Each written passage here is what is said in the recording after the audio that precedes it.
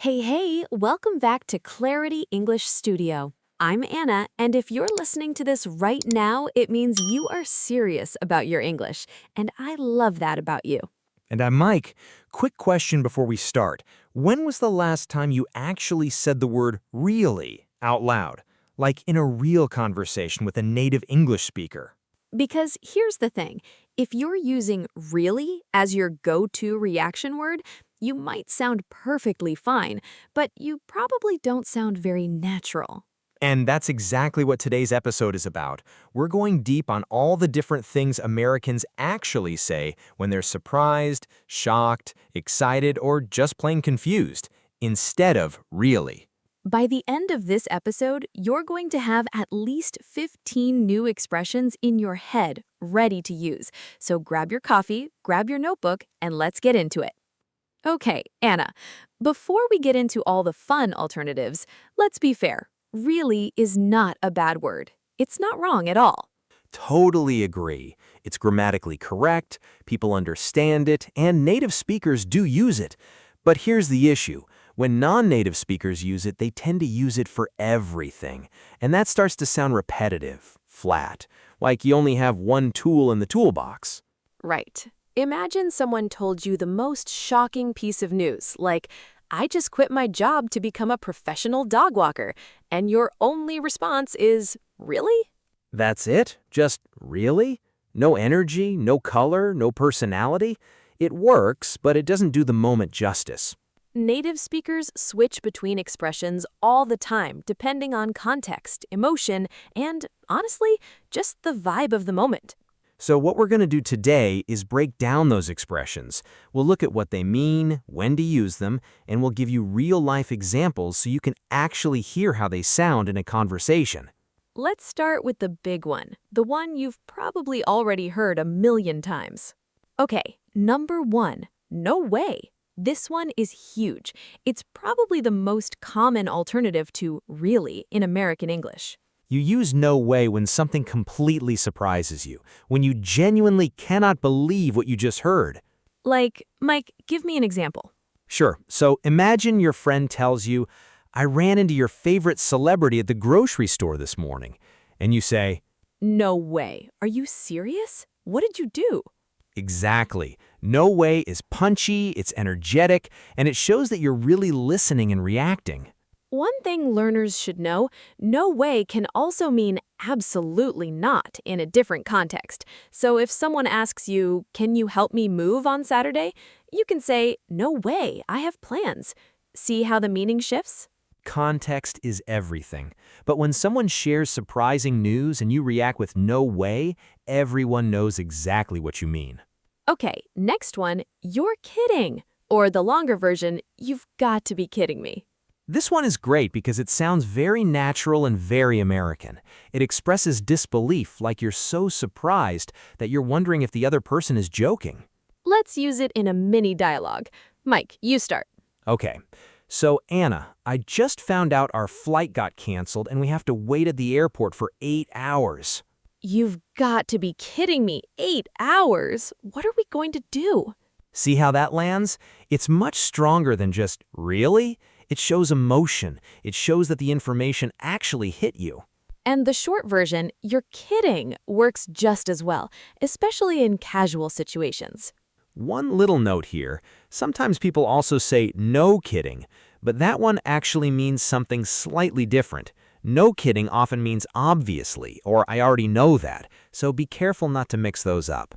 Great point. No kidding and you're kidding, same word, totally different energy. All right, moving on. Are you serious? And seriously? These two are close cousins, but they have slightly different feelings. Are you serious? Usually sounds more intense. You say it when something is hard to believe, maybe even a little frustrating or shocking.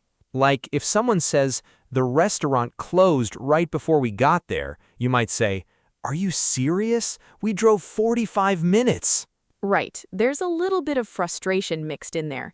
Now, seriously, said with the right tone, can mean the same thing, but it can also sound slightly sarcastic depending on how you say it, like if something silly or annoying happened.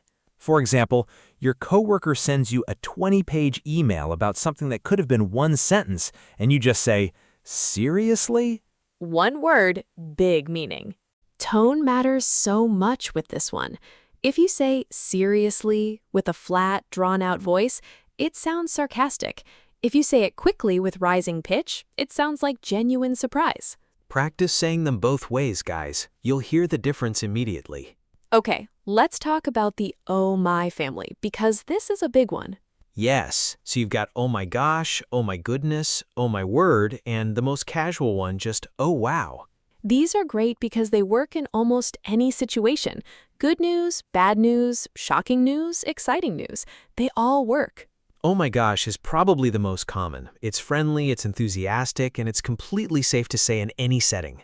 So someone tells you, I just got promoted to manager, and you say, Oh my gosh, that's amazing. You totally deserve it. see how that response feels warm and genuine? Compare that to just saying, really, that's good. It's night and day. Oh wow is a little more neutral. It works for both good news and bad news. And oh my goodness sounds a bit more old-fashioned, maybe a little more formal, but native speakers still use it all the time. And if you want something even more intense, some people say, oh my God, but be aware that some people find that expression offensive in certain settings, so read the room on that one. Good call. Always think about who you're talking to and where you are. Okay, here's one that trips a lot of learners up. Get out of here, or just get out. When you first hear this, you might think someone is telling another person to leave the room, right? Exactly, and that's a totally understandable mistake. But when it's used as a reaction to surprising news, get out of here means I can't believe that, or that's unbelievable. It's informal, it's energetic, and it's very American. Let's put it in context. Mike, tell me something unbelievable. Okay, Anna, did you know that our coworker Tom secretly plays in a rock band on weekends? Like he performs at actual concerts. Get out of here. Tom? Quiet Tom from accounting? I know, right? Nobody expected it. See how get out of here fits perfectly there? It shows genuine shock and disbelief without being rude or aggressive. Just make sure you're using the right tone, friendly and surprised, not angry. The tone completely changes the meaning. All right, let's look at a couple of longer phrases now. I can't believe it, and that's unbelievable. These are great for moments when the news is really significant. Big news, life-changing news, not just small, surprising things. Like if someone tells you, my parents are moving to another country, you'd say, I can't believe it. When did they decide that? It works because it shows that the information is weighing on you, that it's not just mildly surprising, but genuinely hard to process. That's unbelievable is similar, but you can also use it sarcastically, like if something unfair happened. They charged us for the wrong order and refused to fix it? That's unbelievable. Frustration plus disbelief equals that's unbelievable in a negative situation. So once again, context and tone decide everything. Now let's talk about the simple but powerful what. Because yes, sometimes just the word what, said with the right energy, is the most natural reaction you can give. In American English, a quick, sharp what is extremely common. It's honest, it's immediate, and it sounds very natural. Think about it. If someone just told you something that completely blindsided you, your brain reacts before you can form a whole sentence. So what comes out first? And there's a fun, informal version, say what, which is a little playful. It's like asking someone to repeat themselves because you're so surprised you almost didn't register it. For example, hey, did you know this coffee shop has been here for over 100 years? And you say, Say what? 100 years? No way. it's casual, it's fun, and it flows really naturally in conversation. One warning, what on its own can sometimes sound rude if said in the wrong tone. If someone is trying to get your attention and you snap back with what, that's disrespectful. But as a surprised reaction to information, it's totally fine. Okay, here are two more informal ones. For real and dead serious. For real is basically a cooler, more casual way of saying, is that true? Or are you being serious? It's super common among younger speakers, but honestly, all age groups use it now. Like, I just found a $20 bill in my old jacket pocket, and you say, For real? That's the best feeling ever. Exactly. It's short, it's natural, and it keeps the energy up in the conversation. Dead serious is a little more dramatic. When you say dead serious, you're asking if someone is 100% absolutely telling the truth. No jokes, no exaggeration. So if someone says, I once ate an entire pizza by myself in under 10 minutes, you'd say, Dead serious? The whole thing? and they'd say, dead serious. It's a fun one. It adds a little bit of playful drama to the conversation. All right, here's one that's a little different. Oh, come on, or just come on. This one is interesting because it's not purely a reaction to surprise. It usually means you're slightly skeptical, or you find the news hard to accept, or you're mildly frustrated. Like, sorry, the Wi-Fi is down again. And you say, oh, come on, that's the third time this week. It's like a mix of disbelief and mild annoyance. Very human, very real. It can also be used when you're teasing someone or pushing back on something you think is a little exaggerated. So if your friend says, this movie was the worst film ever made in the history of cinema, you might say, Oh, come on, it wasn't that bad. both are valid and very natural. Just make sure the tone is light and not aggressive. Okay, here's where we bring it all together. We're going to do a little role-play conversation that uses as many of these expressions as naturally as possible. Ready? Here we go. Mike, you will not believe what happened to me this morning. Oh yeah? What happened? So I was driving to work and I got pulled over by the police. I didn't even know what I did wrong. No way. What did the officer say? He said my registration was expired and I completely forgot to renew it. Oh my gosh. So what happened? He let me off with just a warning, no ticket. Get out of here. A warning? That never happens. I know, I was shocked. And then, this is the crazy part. He recognized me from my volleyball league. Are you serious? He knew you?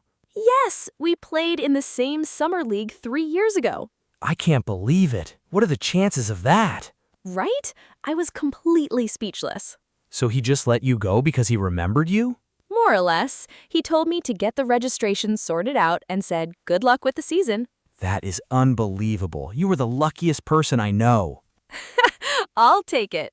All right, let's do a fast recap before we wrap up. Here are all the expressions we covered today. Write these down. Number 1, no way. Use this when something surprises you completely. Number 2, you're kidding, or you've got to be kidding me, for moments of real disbelief. Number 3, are you serious? Or seriously? With varying tones depending on whether you're surprised or sarcastic. Number 4, oh my gosh. Oh wow. Oh my goodness. The oh my family. Great for all kinds of surprising news. Number 5, get out of here.